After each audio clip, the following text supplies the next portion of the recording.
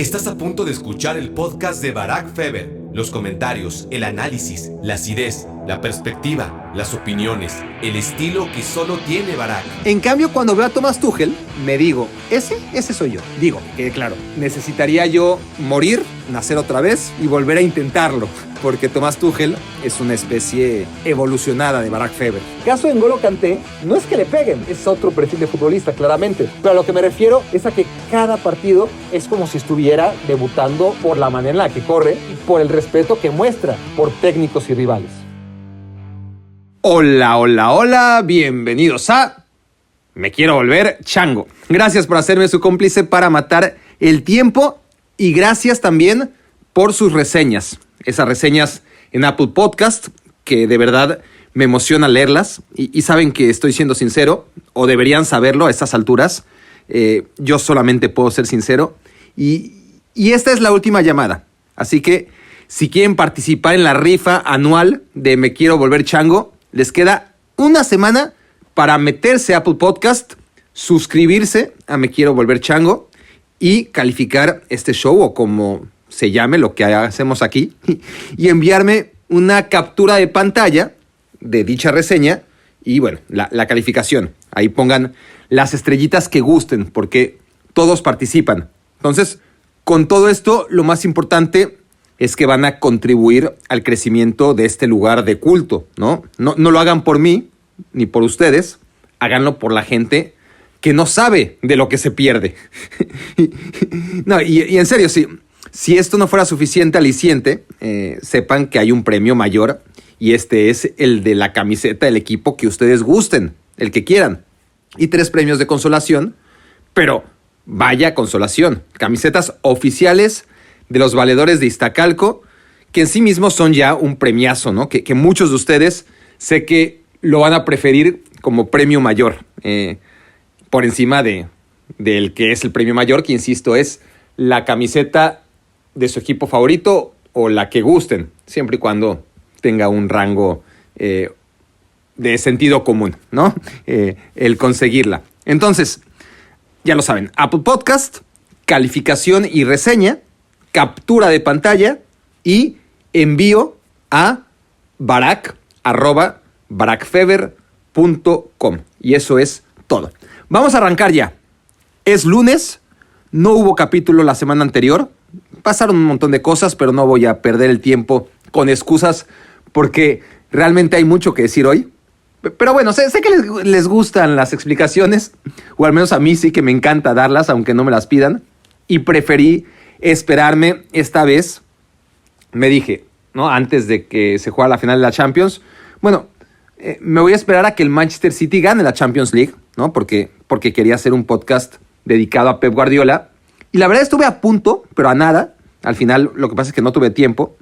Y decidí que en lugar de hablar de Guardiola en la previa de la final, como era mi intención, pues mejor me guardaba mis argumentos para después, ¿no? Ganara o perdiera. Y miren, si hubiera grabado esto cuando pensé grabarlo originalmente, o sea, el jueves o el viernes, hablando de Pep Guardiola, a unas horas de que ocurriera lo que ocurrió, pues habría pasado directamente a mi colección de mufas, ¿no? Porque no falló una, o más bien, las falló todas, ¿no? En ese sentido. Tema del que hablo en Me Quiero Volver Chango, tema que en un solo parpadeo se desploma. Así que, menos mal que me esperé hasta ahora, porque para hablar de Pep Guardiola tenemos una vida entera, o bueno, media vida, nos queda algunos.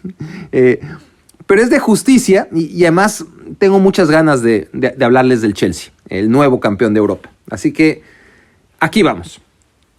Hay que recordar que en el pasado reciente ya rendimos homenaje al Liverpool y al Bayern Múnich. Y los homenajes son cosa rara en Me Quiero Volver Chango, ¿no? Son algo así como ediciones limitadas, ¿no? Lo que nos gusta aquí más bien es rostizar. Pero vamos a ver dónde dejamos parado a Thomas Tuchel, porque no han sido pocas las ocasiones en donde en el noble afán primario de enaltecer el logro de un equipo, lo acabamos rostizando. Entonces, vamos a ver cómo le va a Thomas Tuchel. Ya pasaron por aquí sus compatriotas Jürgen Klopp y Hans-Dieter Flick.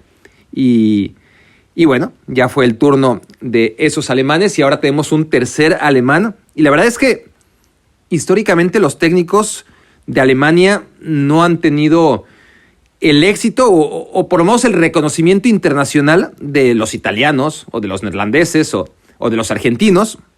O sea, esas son las escuelas, ¿no? Esas tres. Esos han sido siempre los técnicos de vanguardia.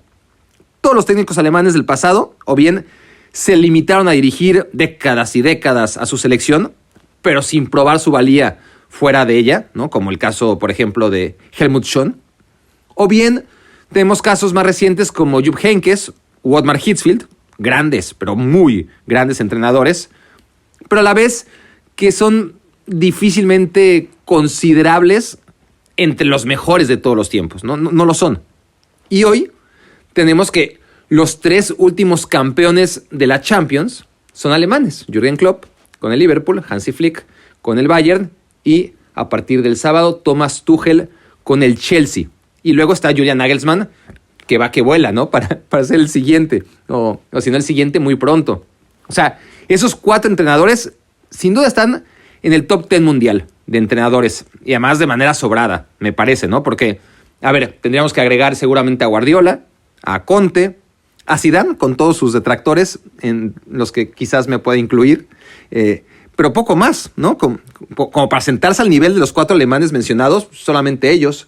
Simeone se me olvidaba, pero ya. Diría que en el top 8 hay 4 alemanes ahora mismo, ¿no? Más allá de que yo también incluiría a técnicos que no dirigen super equipos y que lo hacen muy bien, ¿no? Como Simone Inzaghi y como Gasperini, pero esa es otra historia. La cosa aquí es que, a diferencia de los últimos campeones, ¿no? Del Bayern, de Hansi Flick y del Liverpool de Jürgen Klopp, miren, lo que pasa es que el Bayern tenía a Lewandowski como máxima figura, pero muy cerca estaban y están Kimmich y Neuer, por ejemplo, o Álava, o Goretzka, y Thiago Alcántara, y Davis, Gnabry, un poco menos, y son muchos, ¿no? Nombres propios, figurones.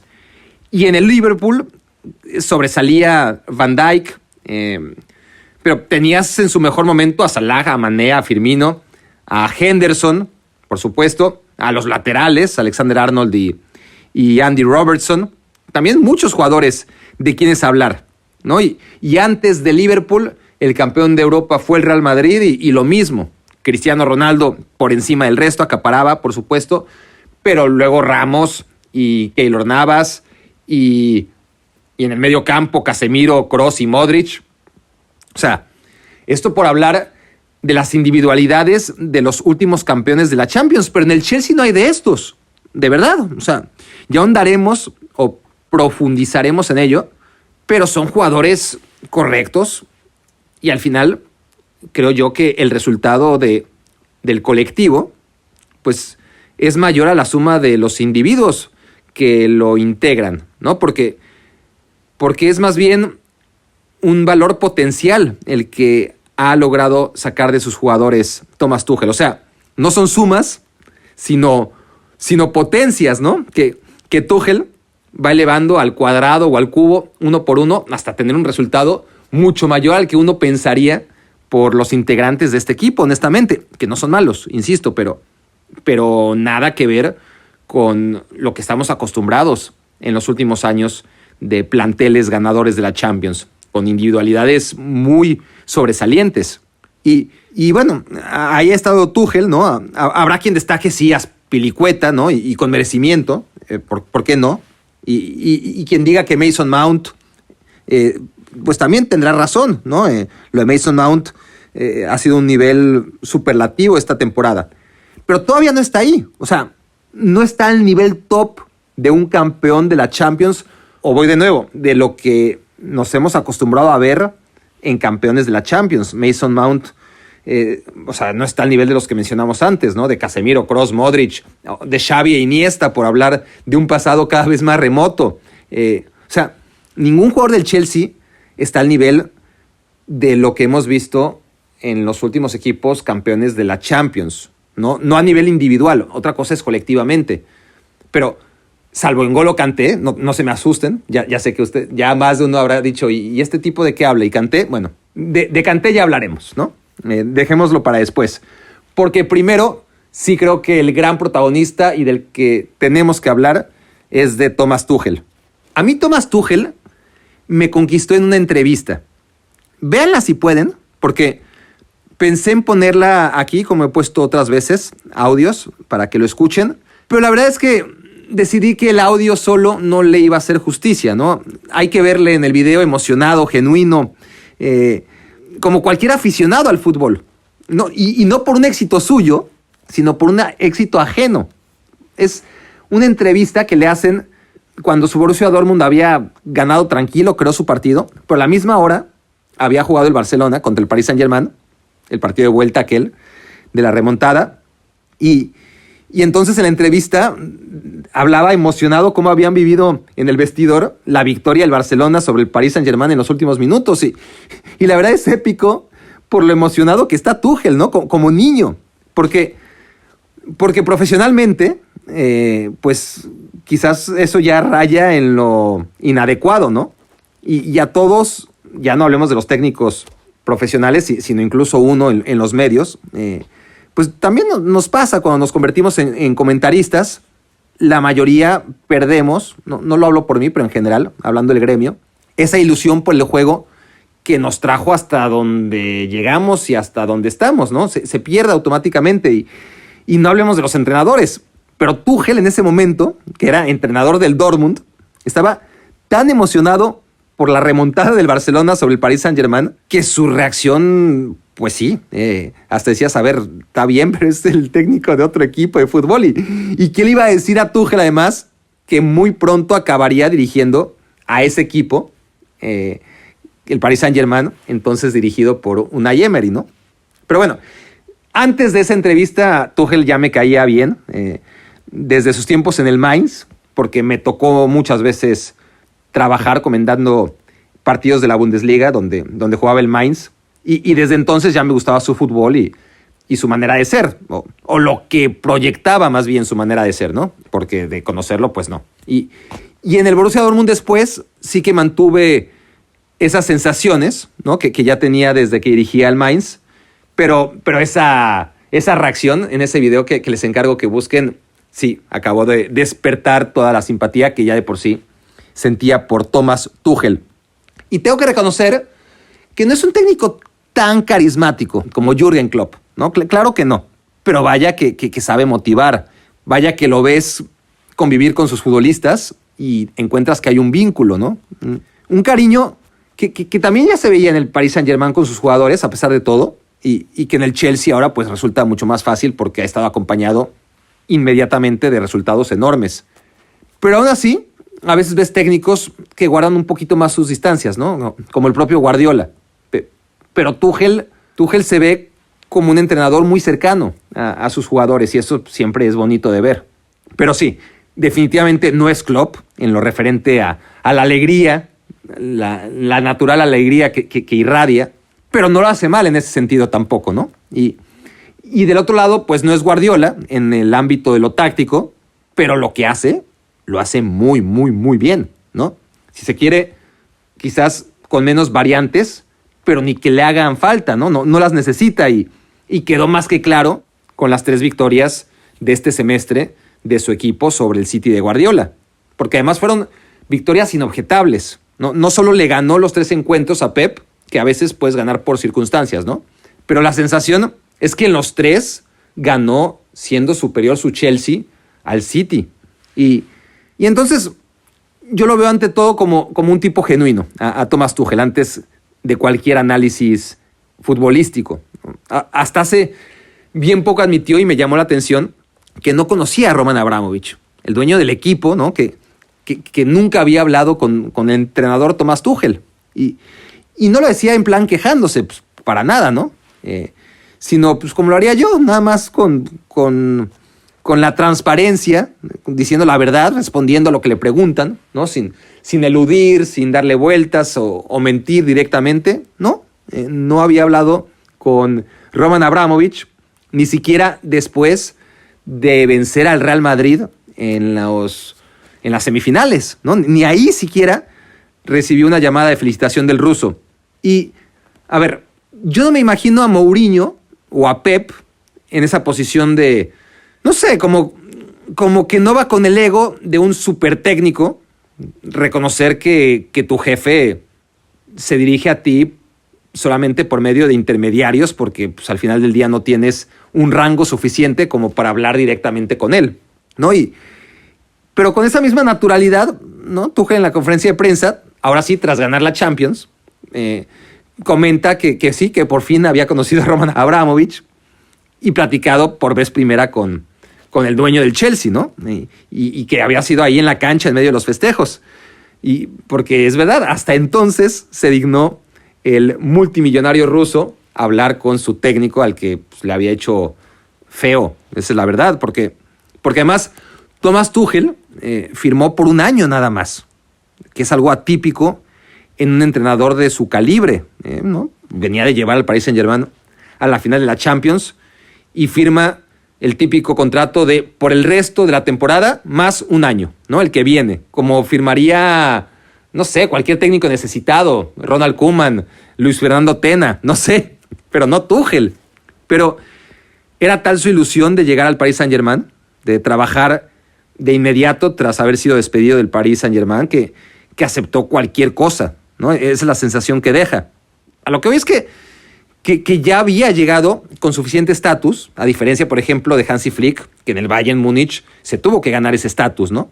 Pero Tuchel llegó al Chelsea como Klopp a Liverpool en su momento, pero el trato inicial para uno y otro fue muy distinto. Klopp fue tratado como merece, como se había ganado con su trayectoria desde el primer día, y Tuchel en el Chelsea se puso a picar piedra, ¿no? Como si realmente tuviera que hacerlo, y como si le estuvieran dando la oportunidad de su vida, y bueno, vaya que de todas maneras se ganó a pulso esos galones que por sí ya traía como entrenador, pero aún empezando de cero, ahora tras ganar la Champions y por la manera en la que metió al Chelsea en el top 4 de la Premier League cuando estaba desahuciado el equipo a mitad de temporada, ¿no? Y luego lo de la FA Cup, que no se nos olvide, porque la pierde por detalles, pero habría sido el no va más ganarla también, ¿no?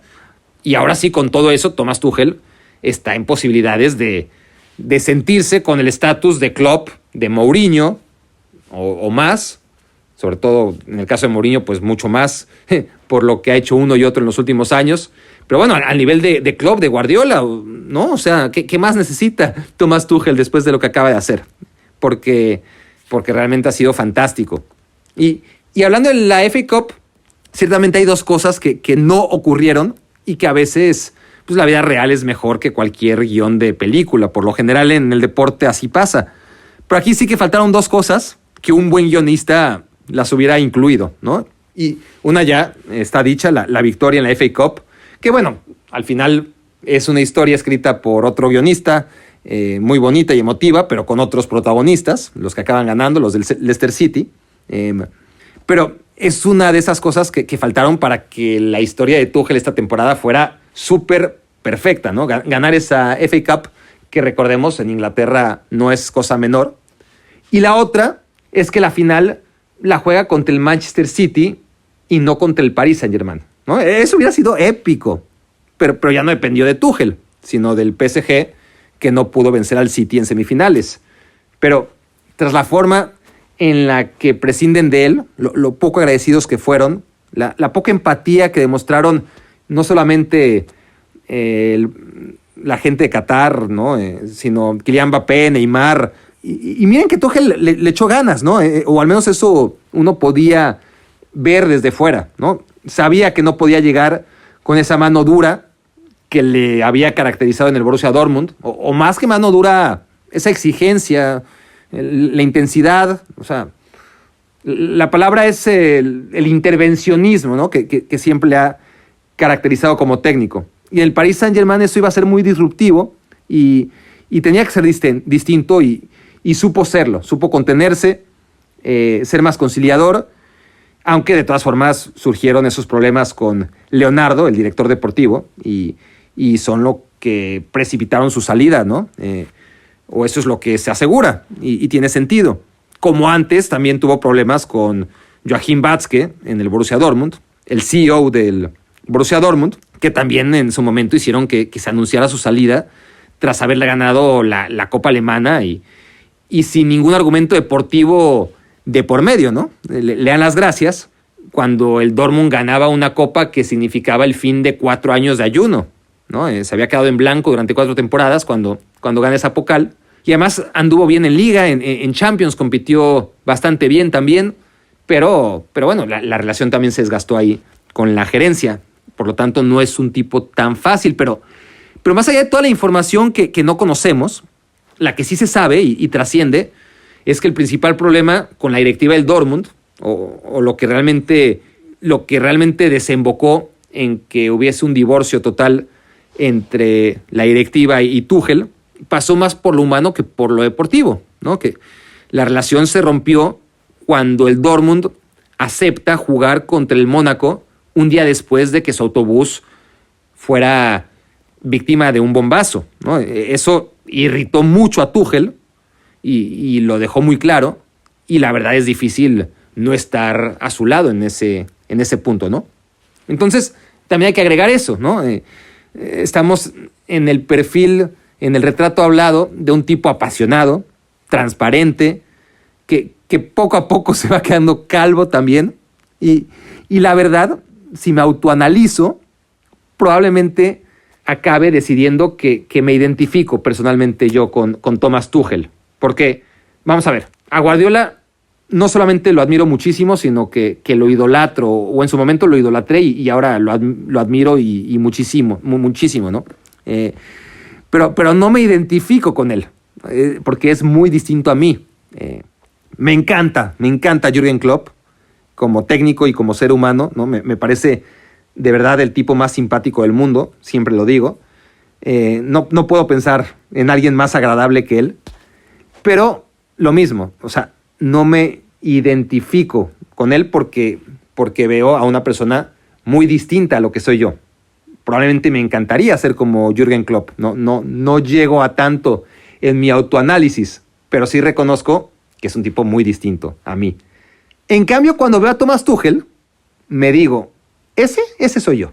O sea, a ver, digo, que quede claro, necesitaría yo morir, nacer otra vez y volver a intentarlo. Porque Thomas Tuchel es una especie evolucionada de Barak Feber, ¿no? De eso no hay duda. Pero es mayor que yo, a ver, no se confundan. Pero con él sí puedo identificarme. Bueno, tiene 8 años más que yo, tampoco es mucho mayor, ¿no? Pero mientras buscaba, de hecho, su edad exacta, ayer me topé con que encima es del 29 de agosto y yo soy del 27 de agosto, ¿no? Así que ahí los astros, ¿no? Si es que los horóscopos algo de verdad cuentan, pues ahí un argumento más.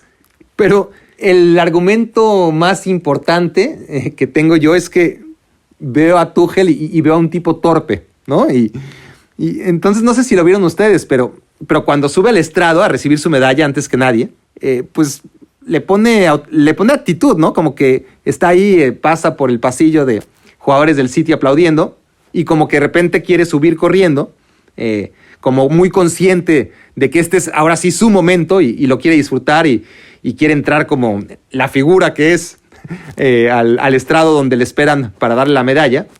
Entonces sube corriendo, pero se tropieza con el escalón, ¿no? Con el último escalón, y por poco se rompe otra vez la pierna, como le pasó ya el año pasado, que tuvo que sufrir la final de la Champions contra el Bayern y él enyesado, ¿no?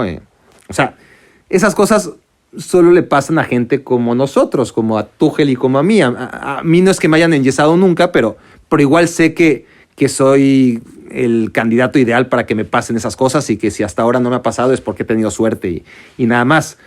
Pero bueno, entonces cuando sube el sábado al estrado, ¿no? Todo emocionado y le pone actitud, ¿no? Como diciendo, este es mi momento. Mide mal el escalón, se tropieza. lo cual es una pena que nos haya caído de bruces, ¿no? O una fortuna, la verdad no lo sé, porque por un lado, que el que solo haya trastabillado, pues es una pena porque hubiera sido buenísimo verlo caer de bruces. Nos encantan esas cosas, no lo neguemos, pero al final es un tipo al que, como he dicho durante todos estos minutos, siento cercano, lo aprecio, y bueno, qué bueno que solo trastabilló, porque me es muy fácil ponerme en sus zapatos e imaginarme que a mí me habría pasado lo mismo, ¿no? Sí, claro, si yo fuera un técnico genial y exitoso, pues también me tropezaría con el escalón antes de recibir mi premio. De eso tengo muy pocas dudas. Bueno, a ver, vamos a la parte técnica. Ahora sí, después de analizar la parte humana que a mí me encandila mucho en Thomas Tuchel. Algo que me sorprendió casi desde el primer día, y además lo dije al aire tan pronto como me tocó hablar del Chelsea de Thomas Tuchel por primera vez. Yo estaba en algún show de ESPN y mi primera percepción fue lo claro que lo tenía todo, ¿no? Es como, y así lo dije, como si nos hubiera engañado y hubiera estado dobleteando, ¿no? Como si fuese entrenador del Paris Saint-Germain en la tarde durante muchos meses, pero estudiara al Chelsea a conciencia de noche. Porque fue impactante cómo llegó y tomó las decisiones adecuadas y sobre todo con esa sensación de que eso ya lo había planeado desde años, o sea, que las cosas no salen tan naturalmente si no traen un trabajo previo, ¿no? Y claro que no estoy diciendo que así fuera, pero de veras que sí que me puedo imaginar a Tuchel llegando a casa tras dirigir el entrenamiento del PSG y durante meses estar enviciado en el juego de PlayStation o Xbox, ¿no? El FIFA Manager, y me imagino a Tuchel dirigiendo desde entonces al Chelsea, porque es impactante cómo ya sabía qué tenía que hacer con cada jugador, ¿no? Nada de prueba y error, no. A lo que llegó, ¿no? A jugar con 3 centrales desde el primer día, a salir con el balón jugando desde atrás y hacerlo circular por todos lados lo más rápido posible, a presionar agresivamente. La organización del equipo en general, ¿no?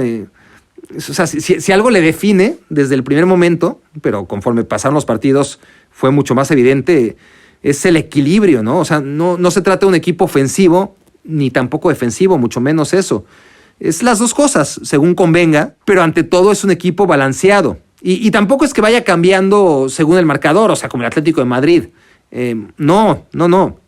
Claro que si tiene que defender el 0, te cierra los espacios y te cede la pelota y ya está, y lo hace muy bien.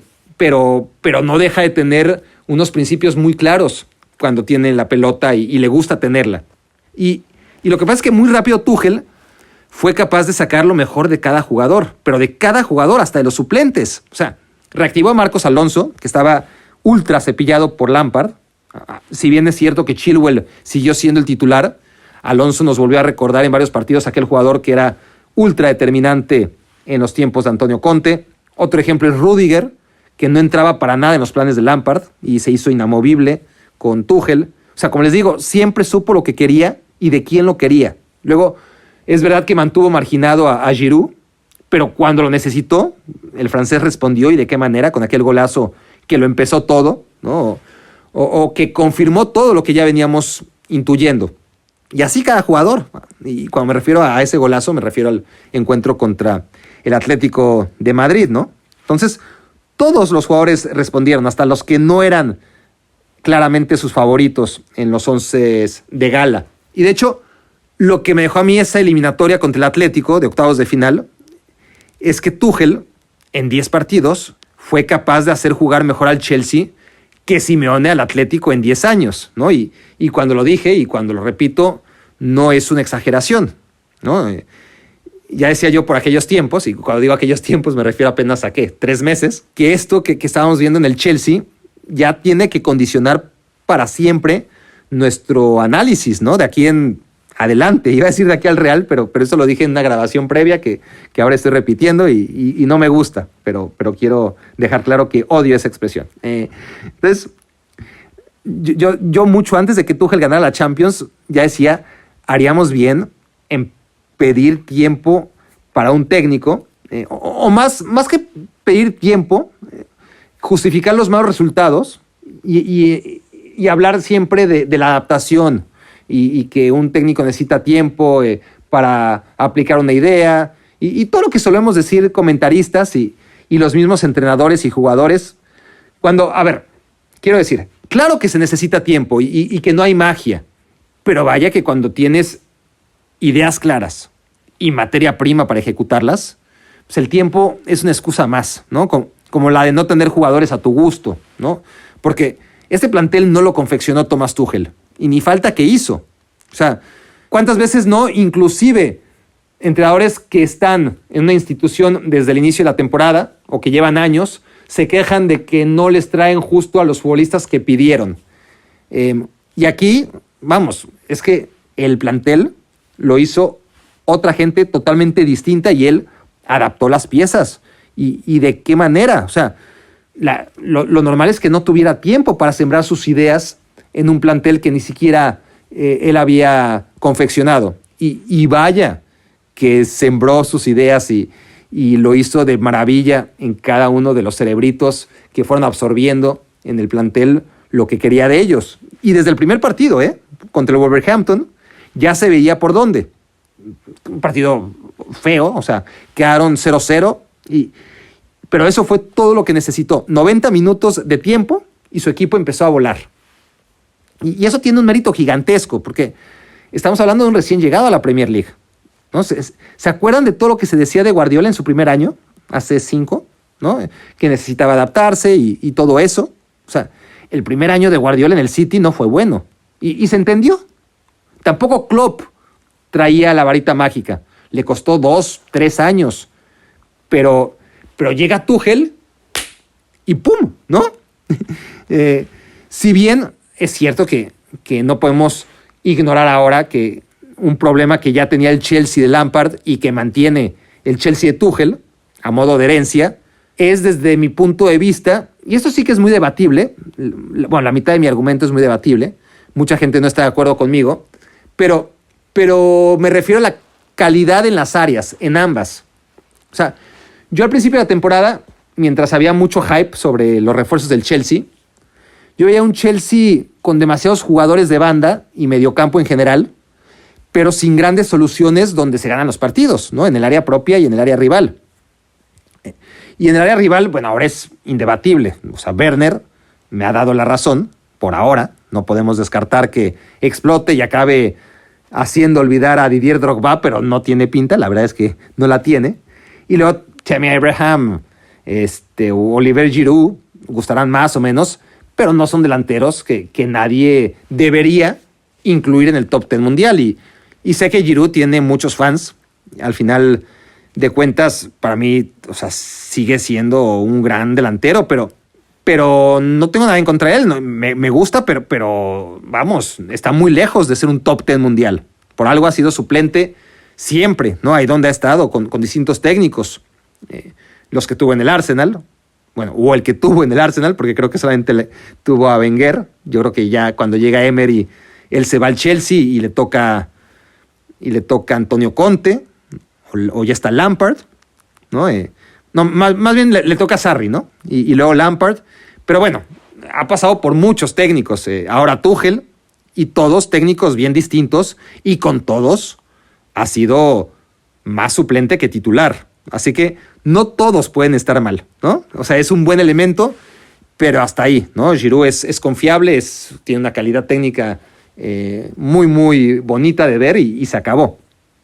Pero ahora lo que sí es debatible es en defensa, ¿no? Y ahora mismo es difícil ir en contra, hasta para mí, que soy un doctor honoris causa en ir en contra de la corriente, pero me mantengo en lo que he dicho. O sea, la labor de Tuchel ha sido aún más encomiable, si cabe, porque individualmente no tiene defensas centrales de primer nivel. O sea, no tiene lo que Liverpool con Van Dijk, o el Manchester City con Rúben Díaz, o hasta el propio United con Maguire, con los matices que podamos obviamente apuntar sobre el defensa más caro de todos los tiempos.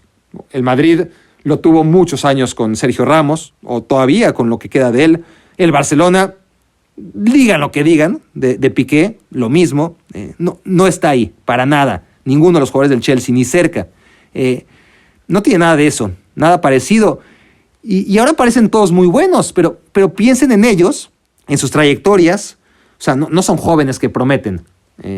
No son jugadores destacados en sus selecciones. Me refiero a Christensen, a Rudiger, al mismo Azpilicueta. O sea, fíjense, para mí Suma es el mejor de ellos, sin ser nada espectacular, pero diría yo que es el mejor de ellos. Y sin embargo, para el que realmente sabe, que es Thomas Tuchel, pues es el quinto en las preferencias de sus centrales, ¿no? Y digo quinto porque falta hablar de Thiago Silva. O sea, a ver, Thiago Silva. Yo creo que hasta le vino bien al Chelsea que tuviera que salir del campo, la verdad. Lamentando que siempre un jugador se tenga que ir por lesión.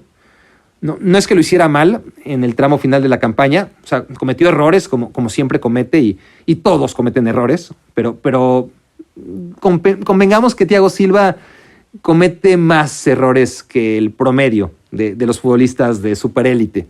Pero en fin, probablemente iba a ser una buena final. Andaba bien, pero entró Christensen y lo hizo muy, muy bien. O sea, yo no sé si Thiago Silva hubiera tenido la actuación durante 90 minutos que finalmente tuvo Christensen cuando lo sustituye. No lo sabremos nunca. Pero lo que sí sabemos es que cuando trajo el Chelsea a Thiago este verano, pues yo veía a todo el mundo diciendo, wow, Thiago, gran defensa. Y yo, ¿en serio? O sea, estamos hablando del mismo, del que lleva 3 o 4 años en decadencia, ¿no? El que aún en su prime time estaba, desde mi punto de vista, sobrevalorado. O sea, tiene 35 años, ¿no? O sea, dejaste ir a David Luiz por fin, y creo que todo el mundo interpretó como una buena noticia que se fuera David Luiz, y todo para que pase un año y salgas corriendo y traigas a Thiago Silva, ¿no? O sea, la verdad es inentendible. Pero bueno, ahí están los resultados. Y para mí, con una defensa individualmente mediocre, digo, para esos estándares, para aspirar a ganar la Champions, ya, y ni hablemos del portero, porque no solamente es la defensa, sino, a ver, nada en contra de Mendy, otra vez. Es un portero del montón. Si se quiere, del montón alto. Pero, otra vez, como lo que digo de Giroud, ¿no? Es el Giroud de los porteros. No porque sea un portero muy fino, sino porque no está en el top 10, se entiende. Y así todo, como diría Mario Kempes, ¿cuántos partidos dejó en cero el Chelsea con esa defensa y con ese portero desde que llegó Tuchel? Porque recordemos que era un caos defensivo con Frank Lampard, y ahora, ¿cuántos partidos dejó su portería en cero? Y aquí tengo la respuesta, porque no me la sé de memoria. Traigo mi acordeón. Además, esto ya lo había grabado antes y hubo algún error en el audio. Pero miren, aquí está. Thomas Tuchel dirigió esta temporada 30 partidos con el Chelsea. 30, ¿ok? Ahora, dividimos en dos. Sus primeros 14 y luego la otra mitad. Bueno, un poquito más. 14 y 16. En sus primeros 14, su equipo colgó 12 ceros. Eso es impresionante. O sea, ¿saben lo difícil que es esto? O sea, no se le da suficiente valor. Y con lo grande que es la portería, ¿no? O sea, dejar que en 12 de tus primeros 14 partidos tu portería se quede en blanco. Y es verdad que luego pues sucedió lo natural, ya sea que le medio encontraron la forma o se medio relajó el equipo o no sabemos qué pasó, pero le empezaron a meter goles de vez en cuando. Aún así, logró dejar su portería en cero 7 veces más en los últimos 16 partidos. Entonces, primero 12 porterías en cero en sus primeros 14 juegos y después 7 porterías en cero en los siguientes 16, si llevan la cuenta, para un total de 19 clean sheets en 30 partidos, que es, la verdad, tremendo. No sé si alcancen a valorar semejantes números. Y antes de eso, hay que hablar que la defensa no se protege más que con Thiago Silva, pero donde se invierte, y se invierte una millonada, es en 2 futbolistas alemanes que no los valen. Matizando, ¿no? A ver, no quiero arrepentirme de lo que estoy diciendo. Havertz todavía no valía los 90 millones de euros que se pagan por él. Una inversión riesgosa para la gran promesa de la Bundesliga, pero eso, promesa, no era en el Bayer Leverkusen, por más que fuese ya la figura del equipo, pues todavía no estamos hablando de de un jugador formado como para haber pagado tanto. Pero bueno, así son las reglas y si no se lo llevaba el Chelsea, alguien se lo iba a llevar antes que ellos. Y Timo Werner costó lo que tenía que costar, pero ya era un delantero de nivel cuestionable, ¿no? Bueno, no de nivel cuestionable, diría yo de súper nivel cuestionable, ¿no? Porque bueno es, súper bueno, yo siempre he creído que no es. Y este año, por lo menos, me ha dado la razón. Pero bueno, ya veremos. Luego, en cuanto a Tuchel, ya para acabar con esta radiografía, faltó hablar o no hablar, sino incidir en la toma de decisiones tan precisa, ¿no? Y claro que al final el resultado es el tirano que dicta quién se equivocó y quién acertó. Pero está claro que mientras Guardiola, que ya hablaremos de Guardiola, hoy no sería justo hacerlo. Pero sí hay un consenso respecto a que Guardiola se equivoca con Sterling en el 11 inicial. Está lo de Gundogan y claro, el haber sentado también a Rodri y a el que venía siendo un futbolista fundamental como Fernandinho. Pero bueno, había mucho de dónde escoger y muchas decisiones que tomar. La Sterling sí que fue extraña por el nivel que ha traído toda la temporada. Y con Tuchel en la alineación que nos imaginábamos, pues todo estaba mucho más claro. Todo menos quién iba a ser el delantero por derecha, porque Mason Mount y Timo Werner, a pesar de que este último no mete una, pues se daban por descontados. Y detrás de ellos, Kanté y Jorginho, sin dudas, los tres de atrás también, los dos carrileros, muy claro todo. Pero si acaso, sí, saber si seguiría probando con James de central y Azpilicueta de lateral, como lo hizo durante 2 o 3 partidos al final de la temporada, o si volvería a lo natural, y Tuchel volvió a lo natural, ¿no? A poner a Azpilicueta de tercer central y a Reece James como carrilero. Pero bueno, la duda que todos teníamos, o al menos que yo tenía, es, ¿metería a Poldesek en ese último puesto, el de delantero por derecha, o a Ziyech, que fue fundamental en las victorias pasadas contra el City, tanto en la Premier League como en semifinales de la FA Cup? Entonces, yo no sabía qué tan supersticioso podía ser Tuchel o qué tanto iba a apostar por el amuleto, ¿no? O si iría con Havertz. Era o Ziyech, o Havertz, o Poldesek. Y Tuchel decidió meter al que al final acabaría dando el gol del triunfo. Así que acertó, claramente acertó, a pesar de que la temporada de Kai Havertz venía siendo muy, muy discreta. Y de hecho el Chelsea ya a ver, hablando de estos fichajes, ya había anunciado el Chelsea a Ziyech desde la temporada pasada. Entonces, claro, llegan Werner y Havertz y cuestan carísimo, pero ya estaba Ziyech anunciado, es la tercera incorporación, y tenían ya a Hudson-Odoi, que estaba recién superando una larguísima lesión y se podía considerar un cuarto fichaje, ¿no? Se había reincorporado en las últimas jornadas de la temporada 2019-2020, que ahora es la antepasada, y aparte tenías a Mason Mount y a Poldesek. O sea, estabas súper cubierto en posiciones de volantes ofensivos y extremos. Lo que necesitabas era reforzar otros lugares en vez de ir a comprar lo mismo, ¿no? O jugadores distintos, pero de las mismas posiciones. O sea, con uno de ellos bastaba. Lo que sí parecía mucho más urgente era un defensa de mayor proyección y menor veteranía que Thiago Silva, ¿no? O un delantero, pero de los de veras, ¿no?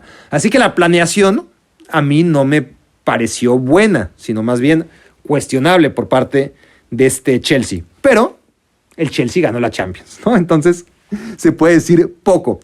Y aquí, antes de entrar en el análisis más fundamentado, me voy a autoplagiar. Ya saben que si algo me caracteriza como periodista es el cinismo con el que suelo autoplagiarme, pero escribía, o más bien grababa en mi canal de YouTube, que había 5 razones que avisaban que el Chelsea ganaría la final de la Champions League, ¿no? Y están divertidas. O sea, una de ellas era precisamente eso, que desde que el propio Chelsea le ganó al Bayern la final de la Champions 2012, siempre ganó la final el equipo que llegó con más Champions en sus vitrinas.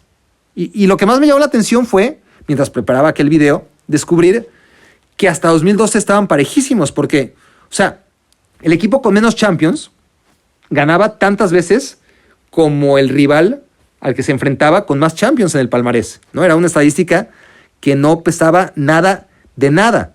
Y eso, tomando en cuenta que el Real Madrid ganó un montón de finales en el arranque, y eso favorecían a la estadística, ¿no? Y de hecho por eso empecé a hacer esas cuentas, porque yo pensaba que de arranque, pues los equipos con más Champions en el palmarés seguramente eran los que más partidos ganaban. Y ya teníamos, por lo menos en la memoria, ese antecedente que el Real Madrid jugó 5 veces y por lo tanto la segunda, la tercera, la cuarta y la quinta se enfrentó a equipos con menos Champions en su palmarés, ¿no? Y como sabemos las ganó todas.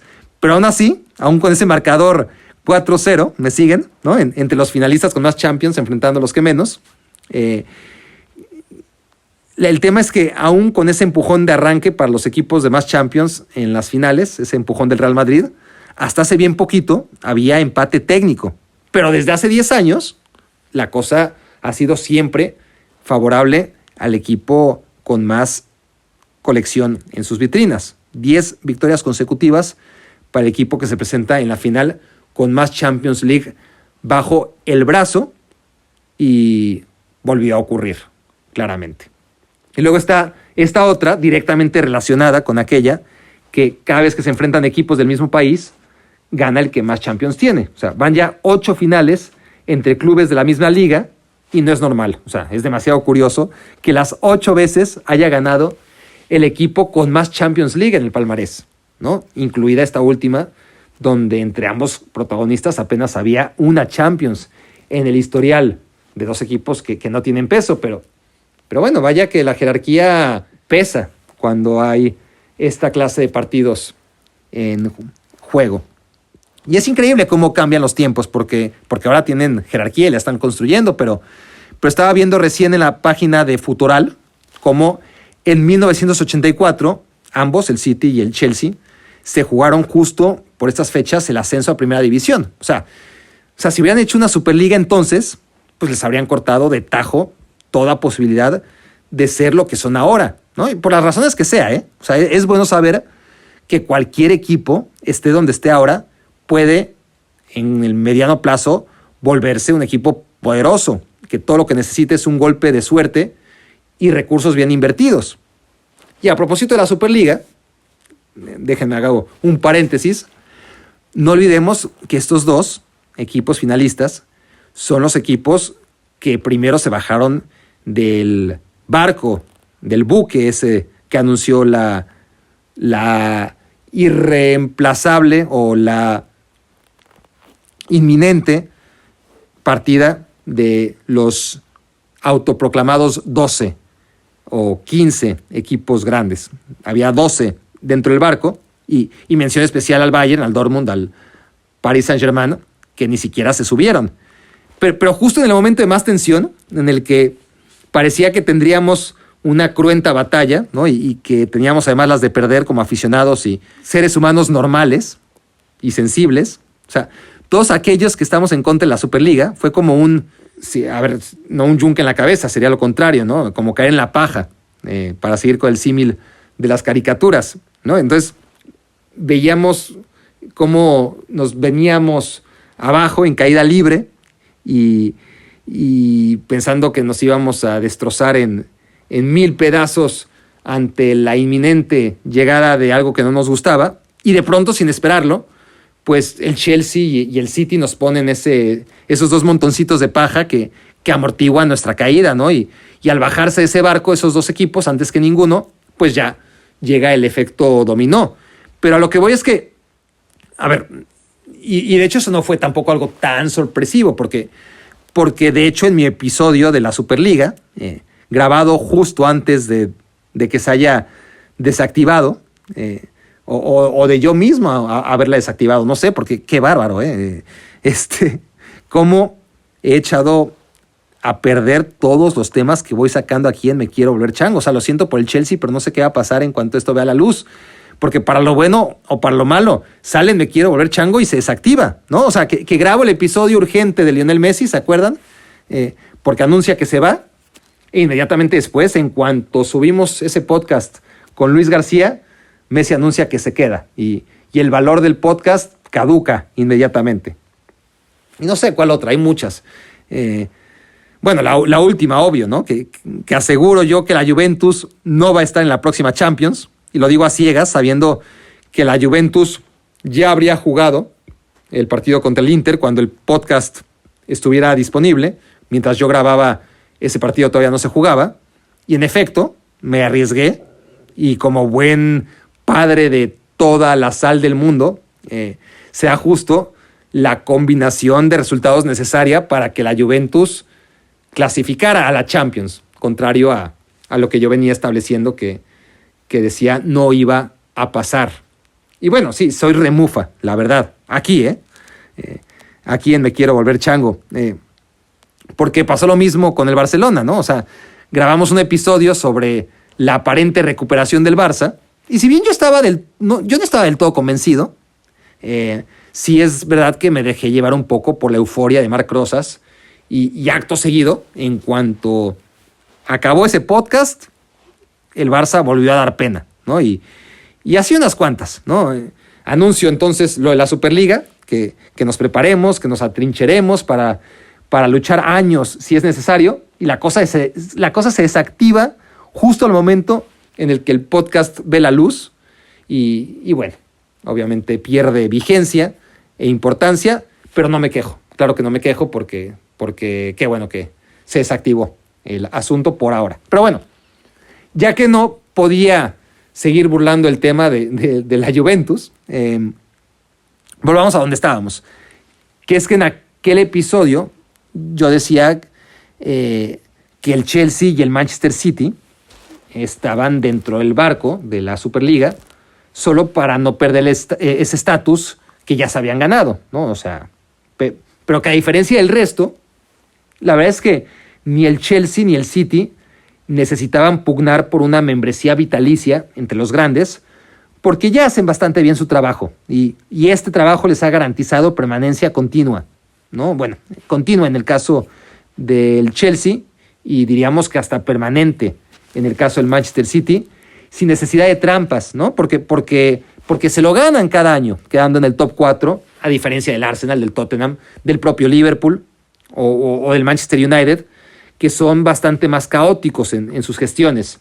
Y estos solamente se distancian de la Superliga cuando esto ya iba a la deriva, porque lo natural, lo que habríamos esperado, es que los primeros en bajarse fueran equipos tradicionales como el Liverpool o el Manchester United, ¿no? Los equipos clásicos, pero no, fueron el Chelsea y el Manchester City, los menos románticos de todos, los nuevos ricos, quienes pusieron el ejemplo y los que le quitaron dos patas a esta Superliga que acabó cayendo gracias a que a tiempo, justo a tiempo, el City y el Chelsea dijeron, ¿saben qué? Siempre no. Así que la verdad es que fue una temporada ganadora en todos los sentidos para ambos equipos, ¿no? O en este caso, más bien para ambos clubes de fútbol. Pero bueno, lo que les quiero decir es que todo esto lo pensé a raíz de ese artículo de Futural, que son artículos muy breves. Síganlo, la verdad es que no se van a arrepentir. Acuérdense de mí. Pongan en Google Futural y ahí va a aparecer su página. En Facebook, que es Futural86. También lo pueden ver en Instagram con el mismo nombre. Y la verdad es buenísimo el trabajo de nuestro primate querido Futural. No dejen de apoyarlo porque de veras es bueno lo que hace y además distinto al resto. Bueno, otra tendencia que se sigue cumpliendo es lo que digo siempre yo, y aquí en Me Quiero Volver Chango lo he repetido mucho como principal argumento, ¿no? Y es que para ganar la Champions League primero hay que perderla. Lo primero es acercarte, lo segundo es ganarla. Todos han pasado por eso. El último equipo que debutó en la final de la Champions y ganó fue Borussia Dortmund. Y eso fue en 1997 y era otra historia, otros tiempos, otro fútbol. Y además era contra la Juventus, que como sabemos no es precisamente un especialista cuando se trata de la Champions League. Pero desde entonces ya han debutado 9 equipos en la final de la Champions y todos, incluyendo al Manchester City, perdieron la primera vez. Así que esa es otra tendencia que continúa. Pero no solo eso, también equipos que la habían ganado, pero hacía demasiado tiempo que no lo hacían y que habían perdido cierta memoria, ¿no? Futbolística para estar en esos escenarios. Estoy hablando del Real Madrid, del Liverpool, el propio Bayern, ¿no? O sea, primero tuvieron que acercarse. Recordemos que el Bayern perdió una final en casa contra el Chelsea. Cayó contra el Inter de Mourinho también. Aprendió y entonces sí, volvió en 2013 y le ganó en Wembley la final al Borussia Dortmund. Lo del Madrid igual, o si no igual, parecido. Perdió 3 semifinales seguidas, ¿no? Y llegó a la final después de haber perdido contra el Barça, contra el Bayern, contra el Dortmund. Y cuando llegó a la final ya estaba curtido y la ganó, pero antes tuvo que fracasar. Liverpool la misma historia. O sea, llegó contra el Real Madrid, era prácticamente un novato, a pesar de todos los galones históricos. Ese grupo de jugadores, quiero decir, más allá del escudo que portaran, el Liverpool era novato. Y así se vio en aquella final contra el Real Madrid.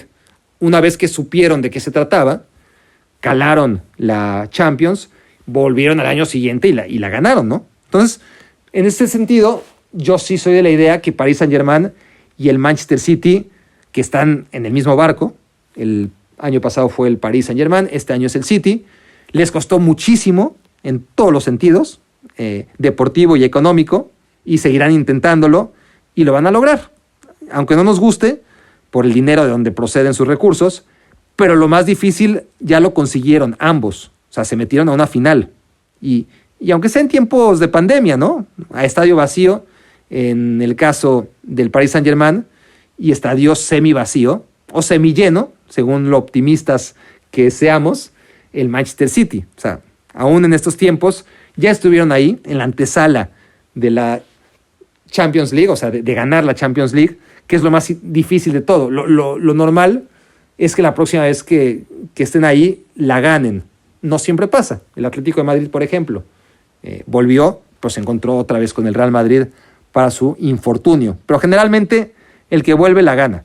Y el Manchester City seguirá intentándolo, pero yo no sé qué va a ser más difícil. Si llegar otra vez a estas instancias y ahora sí ganar, porque tengo pocas dudas de que si vuelve, va a ganar, ¿no? Y seguramente lo va a hacer más temprano que tarde. Esa es mi sensación.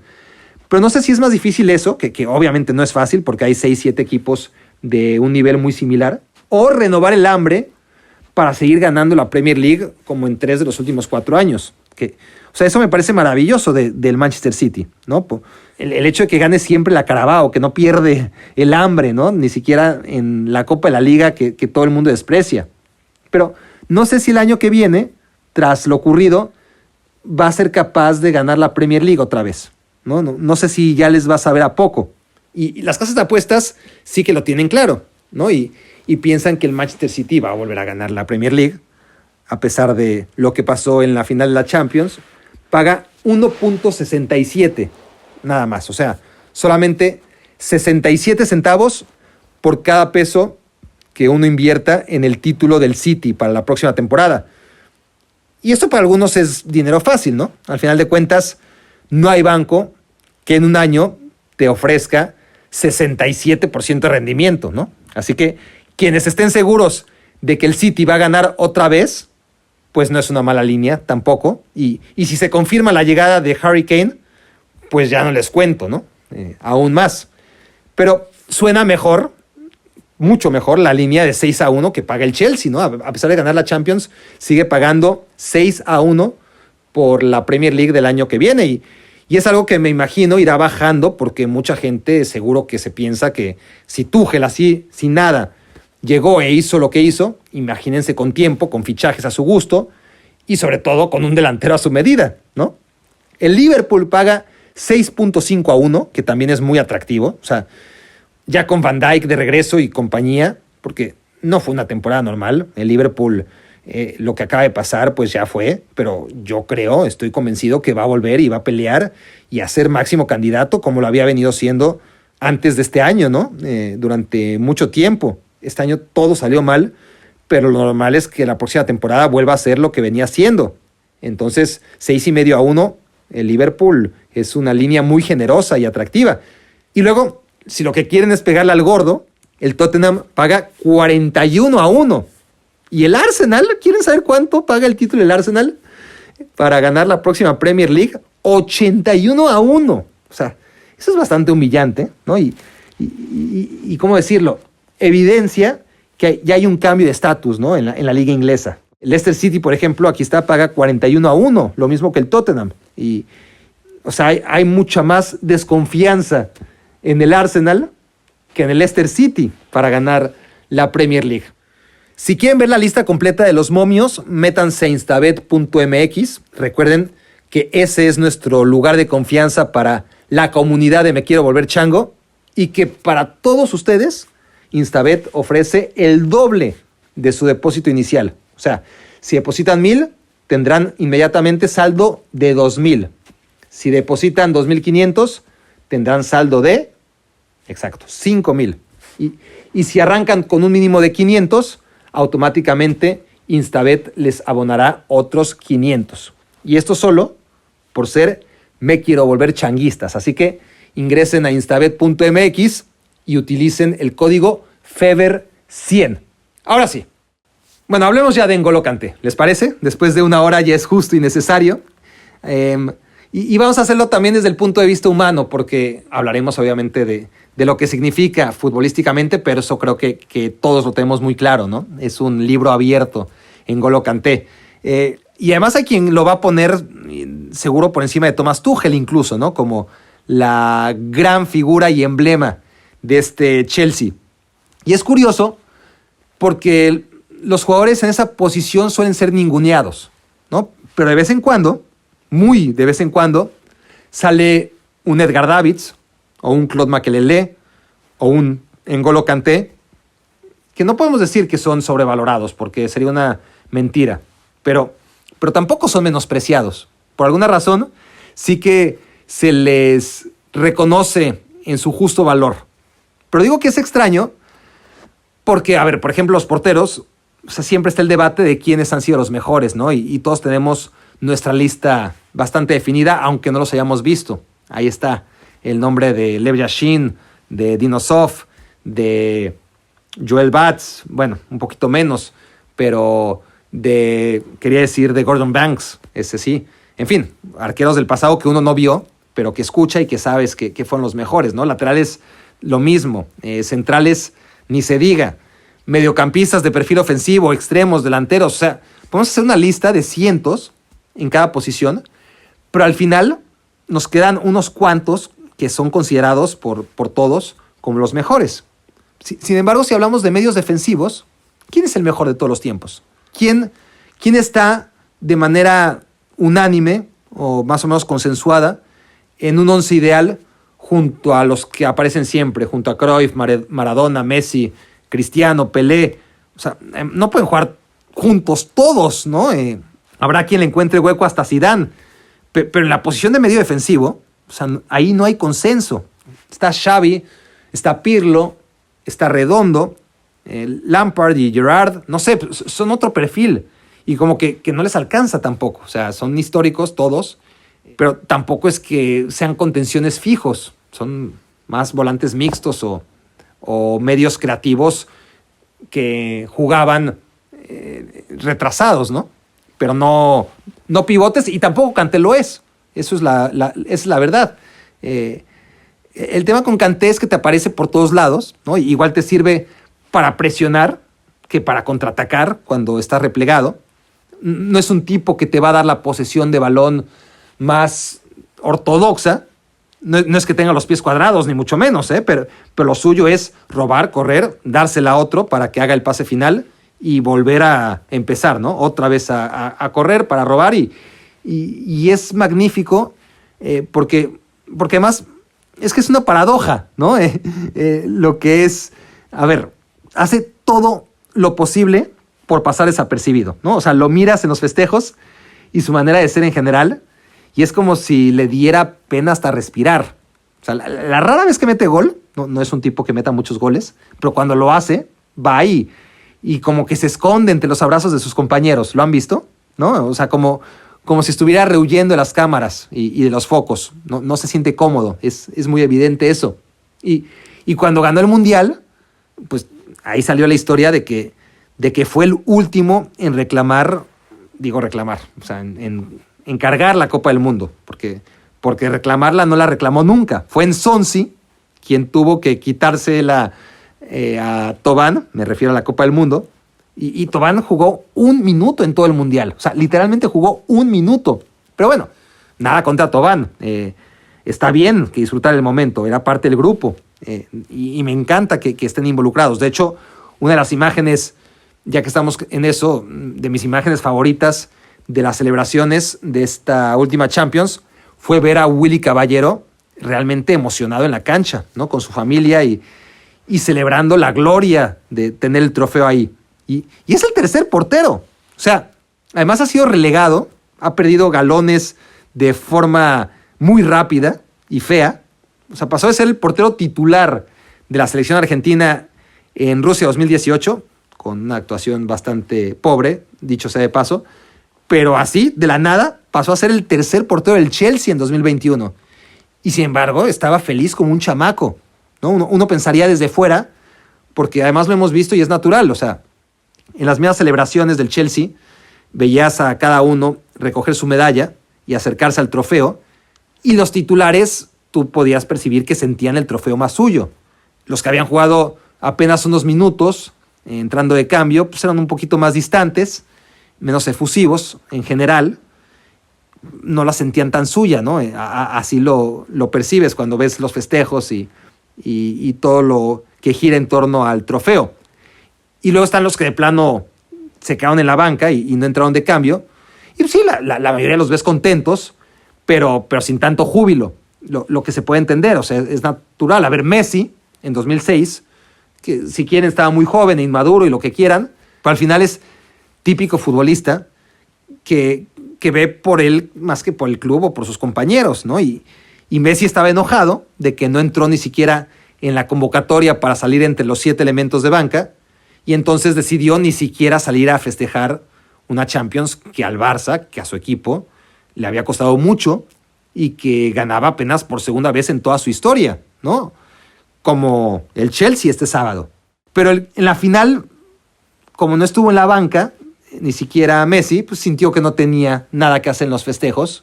Y a mí, por eso me encanta ver gente como Willy Caballero, tan contento. Y así estaba Florian Thauvin, ¿no? En Rusia, tras haber ganado la Copa del Mundo. Pero un protagonista auténtico en ese mundial como Kanté, al final fue el último en tomarse la foto. Y ni siquiera fue él quien se acercó a quitarle la copa a su compañero, ¿no? No fuera a molestarlo. Y bueno, y todo esto contrasta con lo que pasa en la cancha. O sea, en la cancha no puede pasar desapercibido por más que quisiera. Todo lo que se esconde Kanté cuando el balón no está rodando es directamente proporcional a su omnipresencia cuando juega al fútbol. Y ni siquiera durante los 90 minutos. O sea, no en los tiempos muertos, sino cuando el balón rueda, ¿no? Por más que rehúya al protagonismo de hacer nada que no sea lo estrictamente fundamental para su equipo, y esto es correr, robar balones, dársela al compañero, volver a correr, posicionarse exactamente ahí donde pueda volver a recuperar el balón a la primera de cambio y así sin parar durante los 90 minutos. Y luego se ve que es un tipo excelente, ¿no? Ultra tímido. Eso me llama mucho la atención. Ya se lo había notado en diversos festejos, como cuando ganaron el Mundial, y él no paraba de sonreír, pero sin un exabrupto, ¿no? Una risa natural, sin hacer nada que pudiera llamar la atención. Y aquí en la final de la Champions, desde que todo el mundo recibe su medalla, pues pasan delante la copa, antes de que se la den a Azpilicueta, que es el último, como capitán, y casi todos la besan, que por cierto, tanto cuidar las formas en lo que a protocolos y conciencia sobre no relajarnos, sobre las medidas para prevenir el contagio y la propagación del coronavirus. Y vemos a cada jugador del Chelsea, y es algo que ven millones, ¿no? O cientos de millones. Y empezando por Tuchel, que pone el mal ejemplo, ¿no? El primero en subir al escenario y todos besan la copa en el mismo lugar. O sea, ahí en el centro. Ya antes del COVID digamos que no hubiera sido la práctica más higiénica imaginable, pero ahora, o sea, y ya está el jugador 16, después de que 15 jugadores la besan justo ahí. Creo que es Christensen, como buen escandinavo con criterio, y un poquito de asco agregaría yo. La besa mejor junto a una oreja, ¿no? A la orejona, ahí donde no estaban los microbios acumulados de todos sus compañeros. Pero bueno, a lo que iba es que N'Golo Kanté lo que hace es pararse tímidamente, medio acaricia la copa, pero apenas la roza, ¿no? Y se baja del estrado inmediatamente para esperar a que se la llevara Azpilicueta, ¿no? A él y a sus compañeros, como hasta con prisa, ¿no? No vaya a ser que el de atrás tuviera que esperarlo. O sea, su lenguaje corporal es como si no se sintiera merecedor de todo lo que le está pasando con tanto mérito, ¿no? Como quien dice, yo hago mi trabajo, ¿no? Y me apena que me admiren por hacer algo que para mí es tan natural como respirar o mover un pie y después el otro, ¿no? Para Kanté hacer lo que hace, pues, le viene por instinto, ¿no? Y yo les hago una pregunta, igual y alguno me sorprende con su respuesta, pero ¿recuerdan a N'Golo Kanté? O sea, ¿recuerdan haberlo visto reclamar airadamente al árbitro alguna vez? Y quito airadamente seguro no, pero ¿alguna vez lo han visto reclamar siquiera? O sea, mucho menos hacerse palabras con un rival. Nada, ¿no? Es como un fantasmita que está en todos lados, pero a la vez no lo notas. O sea, no necesita intimidar a nadie. Y mira que juega en una posición donde hay permanente fricción y contacto. Kanté no se mete nunca con nadie. O sea, yo me acuerdo de Messi, por ponerlo otra vez de ejemplo y medida de todas las cosas, pero a Messi de chico le pegaban, y él se levantaba. Nunca reclamaba, jamás se quejaba. Y bueno, hablo de Messi por el ejemplo que más tengo a la mano, pero es natural, pasa con todos. Empiezan como novatos, pagan el derecho de piso, los tratan como lo que son, novatos, y conforme pasa el tiempo, los rivales, los árbitros y ellos mismos van cambiando. O sea, los árbitros los cuidan más, les aguantan los reclamos, porque los jóvenes no reclaman. Y cuando lo hacen, inmediatamente tarjeta, ¿no? ¿Y quién se cree usted, chamaco, no? Y hacen bien los árbitros. Pasan los años y ya el tímido chico que nunca reclamaba, pues empieza a hacerlo y a encararse con los rivales, cuando al principio lo que hacía era poner la otra mejilla. Pero bueno, eso pasa con todos. Pero en el caso de N'Golo Kanté, que a ver, no es que le peguen, no es ese perfil de futbolista, pero a lo que me refiero es a que cada partido es como si estuviera debutando, como por la manera en la que corre, pero también por el respeto que muestra, tanto por sus rivales como por los árbitros. Entonces, Kanté tiene 30 años ya, y sigue manejando un Mini Cooper. Como quien dice, ¿para qué otro coche? Si este es bonito, cómodo y de mi tamaño. Es la humildad hecha jugador en N'Golo Kanté. Que a ver, ya quisiéramos la gran mayoría de nosotros un Mini Cooper, pero ojo, estamos hablando de un multimillonario, ¿no? Y los invito, así como los invité a buscar el video de Tuchel, aquel video de Tuchel cuando la remontada del Barça sobre el Paris Saint-Germain, busquen celebraciones de Kanté, ¿no? Sobre todo tras el Mundial. Es que es divertidísima su timidez, es tierno, ¿no? La humildad que irradia, siempre está riendo, no deja de reír, pero de manera tan genuina que... O sea, a ver, haters tenemos todos, pero a este tipo es imposible odiarlo, no hay manera. Y bueno, antes de empezar a despedirnos, que ya se va haciendo tarde, otro tema que siempre quiero abordar, ya lo saben, que es uno de mis favoritos, es el de constatar que el mercado de fichajes sirve para que un montón de gente tenga trabajo, incluidos nosotros, los comentaristas, pero al final el mercado de transferencias y todo lo que se invierte de verdad es que los clubes lo hacen porque lo tienen que hacer, porque al final les conviene que la rueda gire, ¿no? Y que el dinero vaya corriendo, pero no es la diferencia entre ganar y perder como nos han hecho pensar. No, o sea, claro que necesitas dinero para tener a los mejores jugadores, pero también es que hay que ser muy inteligente a la hora de vender. No se trata de comprar a destajo, ¿no? Y el Chelsea, a pesar de su fama, en años recientes ha sido muy moderado con el dinero. A ver, recordemos que por este equipo pasaron recientemente superfiguras hoy consagradas y a las que José Mourinho les hizo el feo.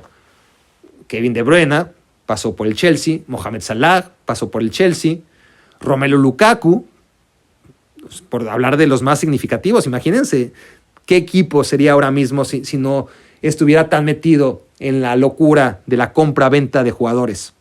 Y este año, claramente, fue el equipo que más gastó en reforzarse de todos. Este año sí, el equipo que más gastó acabó siendo el equipo campeón de la Champions, pero es una excepción, porque al final de cuentas gastó por dos, ¿no? O sea, todo lo que se guardó el año pasado por la sanción de UEFA, pues, en lugar de ahorrárselo, se dejó venir con todo, ¿no? Y yo nunca, cuando hago estas cuentas, que ahora les voy a compartir, tomo en cuenta quién fue el equipo que gastó más en fichajes, porque esos análisis no se tienen que tomar en cuenta quién gastó más, sino el balance, ¿no? Tanto gasto, tanto ingreso, y ahí en esa resta está la inversión real. Y los dos equipos que más invirtieron este año fueron precisamente Manchester City y Chelsea. Mucho más el Chelsea, con 188 millones de euros de balance entre compras y ventas, contra 107 del Manchester City. Pero la diferencia es que el City cada año tiene ese balance. Cada año son 100 millones de inversión sostenidos, año con año. Y el Chelsea, en cambio, bueno, si tomamos en cuenta los últimos 5 años, y estos últimos 5 años incluyen, por un lado, el año de sanción en el que no le dejaron fichar, pero también este último año en que fichó por todo lo que no pudo fichar el año pasado. Entonces, está ya normalizada su situación. Entonces, si hacemos el mismo ejercicio que quienes me hayan escuchado analizar los éxitos recientes de Liverpool y del Bayern, pues bueno, estarán ya familiarizados con este ejercicio. Así que, actualizando a números actuales de las últimas 5 temporadas, nos topamos con que el equipo que más ha invertido sigue siendo el Manchester City, primer lugar. Segundo lugar, el Manchester United. Entonces, si lo pones en perspectiva, dices, bueno, más vale ser el que más gastas de todos, pero ganar, y ganar mucho como ha ganado el Manchester City, y no ser el segundo que más gasta, ¿a cambio de qué? ¿No? El Manchester United, que no ha ganado nada. El tercero, ya muy por abajo del City y del United, es el balance del Paris Saint-Germain. El cuarto vendría a ser el Inter, y el quinto el Barcelona. El Barcelona es el que más ha gastado de todos, es el único que llega y supera los 1,000 millones de dólares, o en este caso de euros, peor aún, pero es cierto que también ha ingresado bastante. Entonces el balance es de 350 millones de euros. ¿Qué han hecho con esos 350 millones de euros? Bueno, ya hemos hablado mucho del Barcelona y hoy no vamos a ensuciar este podcast del Chelsea con el Barça, pero es un desastre.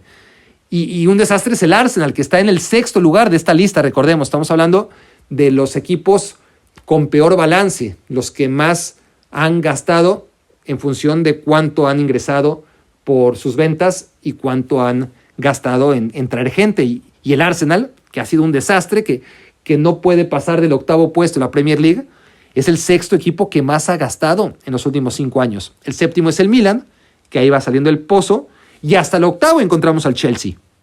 Y además nos damos cuenta que el Chelsea ha invertido en 5 años solamente un total de 7 millones de euros más que el Everton y 9 millones más que el Aston Villa, que son el 9 y el 10 en esta lista, ¿no? Y qué diferencia hay entre Chelsea, Everton y Aston Villa. Y está bien que el Everton y el Aston Villa estén ahí en construcción y qué bueno que inviertan en tratar de ser como el Leicester City, que gasta bastante menos.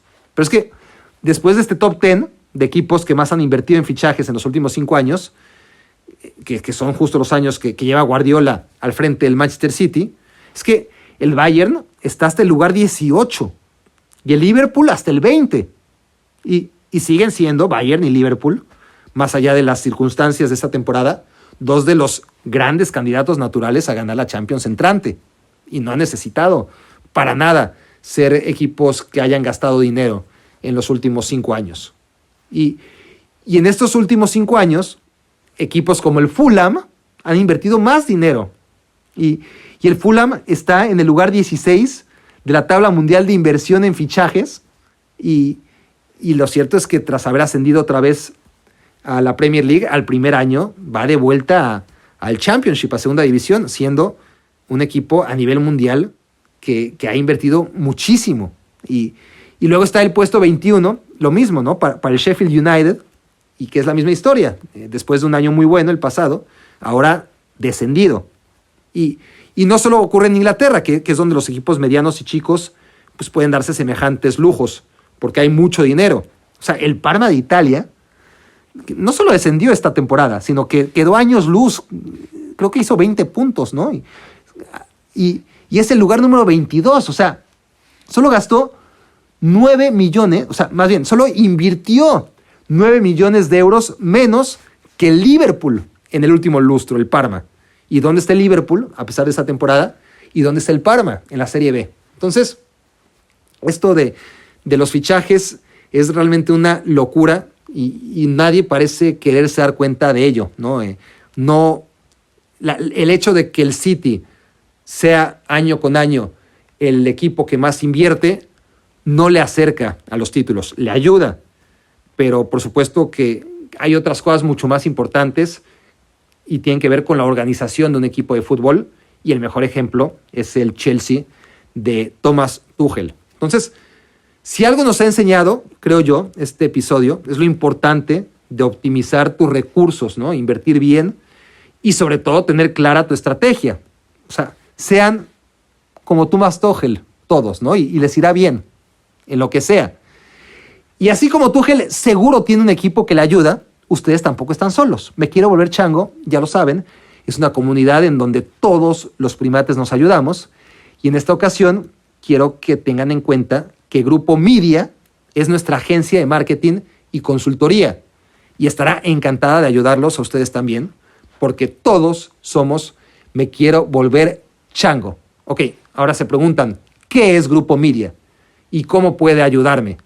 Bueno, pues depende a qué te dediques y cuál sea tu proyecto. O sea, seguro que Grupo Media te va a ser muy útil, porque a eso se dedica, a poner al alcance de todos nosotros, pequeños y medianos empresarios, las herramientas digitales que todo negocio necesita. Entonces, no les digo más. Para más información, tienen 3 opciones muy claras. Escojan la que más les guste. Entren a grupomedia.mx, así nomás. Grupo Media, con I, no con E.mx. Y si lo prefieren, sigan a Grupo Media en Facebook y en Instagram, en ambos sitios como Grupo Mid, o sea, MID.ia, Media. Acérquense, digan que son Me Quiero Volver Changuistas y tendrán trato, y más que trato, sobre todo, precios preferenciales. Así que no tienen excusa para hacerlo, porque si otra cosa nos ha enseñado este capítulo, ¿y qué digo este capítulo? ¿Nosotros qué? O sea, solo estamos relatando la obra de otros, ¿no? Lo que nos ha enseñado el Chelsea 2021 más bien es que las excusas son desechables. El Chelsea tenía 1000 excusas como para no lograr lo que acabó logrando. Que si cambió técnico a mitad de año, pues fíjense, al final esa es la fórmula del Chelsea, ¿no? Increíblemente, sus 3 finales de Champions vinieron con técnicos de relevo tras un inicio de temporada asqueroso. Aunque a diferencia de Abraham Grant y Roberto Di Matteo, esta vez no solo hay éxito, sino también hay técnico. Un técnico para reproducir el éxito a mediano y quizá a largo plazo. Que eso a largo plazo, pues hasta ahora es un territorio indómito, nunca explorado por los Blues. Y en ese sentido, ¿aquí qué decimos? Aquellos que siempre abogamos por respetar proyectos, por entender que cambiar técnicos es una locura y no soluciona nada, que es un error, cuando al final ha sido la fórmula del éxito para el Chelsea, ¿no? O sea, porque ¿Qué le vas a decir a Abramovich? Que no haga lo que ha hecho siempre, si le ha ido re bien. O sea, Mourinho le duró en su primera etapa 3 años. O sea, parecen muchos, o parecieron muchos, pero solo fue eso, 3 años. Y a partir de ahí, nadie ha durado lo de Mourinho. A partir de ahí, son 14 años en los que el Chelsea ha cambiado 13 veces de técnico, sin contar esto interinatos, Promedio de un entrenador cada año prácticamente. Y lo que pasa es que en estos 14 años, que han sido caóticos desde el punto de vista de todos los cambios de timón, pues nos encontramos que ha ganado 2 Premier Leagues, 2 Champions Leagues, 2 Europa Leagues, 4 FA Cups. O sea, todo esto después de la primera etapa de Mourinho. O sea, 10 títulos y de los grandes.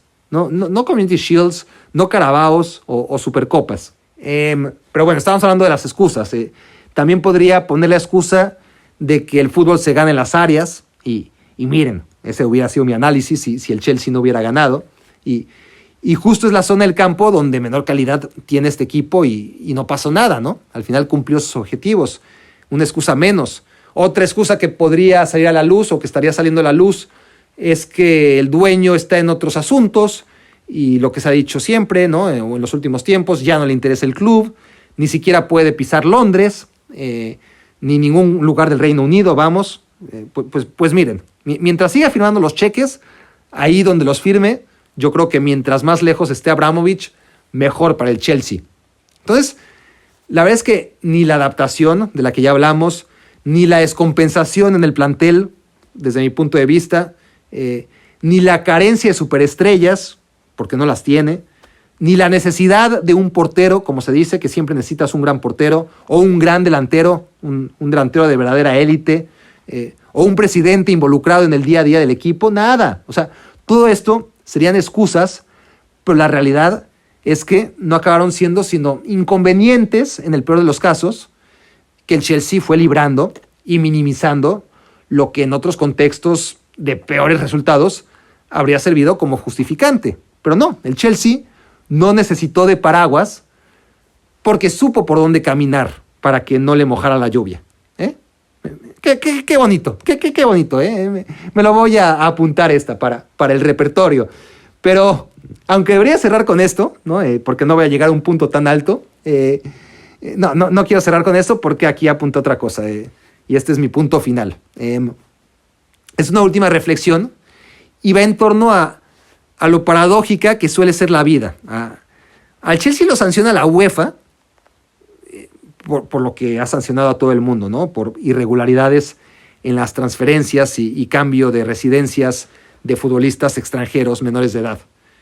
Y qué paradójico, por cierto, habría sido que Ibrahima Traoré, uno de los entonces menores involucrados, hubiera dejado fuera de la Champions al Chelsea con el gol que le anotó la última jornada, aquel jugando para el Aston Villa, Traoré, y que si el Leicester City hubiera ganado su partido contra el Tottenham, pues Traoré hubiera dejado fuera de la Champions al Chelsea. Que claro, después el Chelsea si hubiese ganado, quién sabe si hubiera ganado, ¿no? Porque la presión de saber que o ganas, o no solamente no ganas la Champions, sino que ya no puedes ni siquiera jugarla al siguiente partido, pues bueno, no sabemos qué hubiera pasado, pero ahí el Tottenham ayudó, el Leicester hizo lo suyo para no aprovechar la derrota del Chelsea contra el Aston Villa, partido en el que el Chelsea juega muy bien, por cierto, pero bueno, no se le da el resultado. Anota Ibrahima Traoré, uno de los chicos implicados y por los que se sanciona al Chelsea, y vaya, que hubiera sido una buena historia, hubiera sido un buen relato. Pero lo que voy es que lo que inició todo esto fue un castigo, ¿no? Y ese castigo acabó siendo una bendición para un equipo que sistemáticamente ha cedido a sus canteranos. Ese ha sido su modelo de negocio, ¿no? No quiere la cantera más que para eso, para ir ganando, ¿no? Cediendo y, ok, ¿te gustó? Te lo vendo a 6, 10 milloncitos y vaya que tiene canteranos para repartir, porque la cantera del Chelsea arrasa, pero arrasa con todo en el fútbol inglés. Son campeones casi siempre, ¿no? En cada categoría. Pero estos chicos tan destacados en nivel sub-18, sub-19, etcétera, pues no había forma de que jugaran nunca en el primer equipo del Chelsea. Y entonces llega la sanción Y si bien a Frank Lampard, pues tampoco es que le quedan demasiadas alternativas, hay que reconocerle que apostó, y lo hizo de manera decidida, por Reece James, por Christensen, por Mason Mount, por Tammy Abraham. Solo este último no acabó siendo determinante en la conquista de la Champions. Y ojo, porque si el Chelsea pudo jugar esta Champions, fue solo por la gran temporada de estos chicos el año anterior. Estos chicos dirigidos por Frank Lampard, muy ninguneado últimamente. Porque claro, él no pudo con este Chelsea en esta segunda temporada y Tuchel le enseñó cómo. Pero de todas formas, este Chelsea no habría ganado la Champions de no haber jugado en ella, obvio. Y si está en ella, es porque contra todo pronóstico quedó por encima del Manchester United, del Tottenham y del Arsenal la temporada 2019-2020, porque prometía ser un año muy difícil sin poder fichar. Y lo sacaron adelante. Fueron terceros. Algunos partidos los jugaron de manera brillante. No contra el Bayern en Champions, que quedaron eliminados. Ahí sí que le pasaron por encima. ¿Y quién lo iba a decir? O sea, así como nadie diría que un año antes el Liverpool, que acabó siendo campeón y además le ganó fácil al Bayern en octavos, nadie habría pensado que el Bayern iba a mejorar muchísimo, ¿no? Un año después de que el Liverpool lo hiciera ver como un equipo del montón en la Champions que acaba ganando el Liverpool. Bueno, un año después el Bayern es otra cosa. Y aquí ocurrió exactamente lo mismo. Así que, ¿no? O sea, vuelvo a lo mismo. El Chelsea era un equipo que no se parecía en nada cuando fue eliminado por el posteriormente campeón Bayern Múnich a lo que es hoy solamente un año después. Entonces, si sigue esa tendencia, ojo, se los digo desde ahora, con el Atlético de Madrid para el año entrante, porque el Atlético se vio contra el Chelsea este año exactamente tan inferior como el año pasado se vio el Chelsea contra el Bayern. E igualito, así como un año antes aún, el Bayern se había visto contra el Liverpool, ¿no? Y en un año las cosas cambian y mucho. Y si queremos estirarle más, también tenemos lo del Liverpool, ¿no? El Liverpool que arrasó en su momento con el Bayern, pues un solo año antes, pues había sido muy inferior al Real Madrid en aquella final, ¿no? Aunque aquí ya estamos hablando de la final y no de fases previas. Pero bueno, ahí sí se rompería la tendencia porque el Madrid, pues al Madrid no le eliminó nadie el año anterior, salieron campeones 3 veces seguidas. Pero bueno, esa es la conclusión que quiero que se lleven dentro de todo lo hablado, ¿no? O sea, se supone que los castigos son para escarmentar, no para fastidiar. En el mundo ideal, el único interés de un castigo es reformar. Y aquí, mira que la UEFA, aunque sea sin querer queriendo, ¿no? Bueno, no sin querer queriendo, directamente sin querer, la UEFA obligó al Chelsea a encontrar un camino alternativo al éxito que jamás habría explorado por sí mismo, ¿no? Y me gusta el ejemplo, ¿no? La próxima vez que castigue a mi hija y me pida clemencia, le diré que no, que es por su bien el castigo, que me duele, pero que... Y le pondré el ejemplo del Chelsea, ¿no? Y bueno, deseenme suerte con eso, ¿no? Porque seguro va a estar interesadísima en la historia del Chelsea. Bueno, aquí lo vamos a dejar por hoy. Perdón, pero ya no me da tiempo de responder a mis tradicionales preguntas de los primates fundadores, pero aquellos a los que les tocaba, guardaremos sus preguntas para el próximo capítulo. De lo que sí me da tiempo rápidamente es de saludar al grupo de Luposting en Facebook. Gracias a sus integrantes por ser fieles primates como lo son todos ustedes. Esto fue Me Quiero Volver Chango. Gracias por hacerme tu cómplice para matar el tiempo. Escuchaste el podcast de Barack Feber. Toda la información de los deportes con un toque de Barack.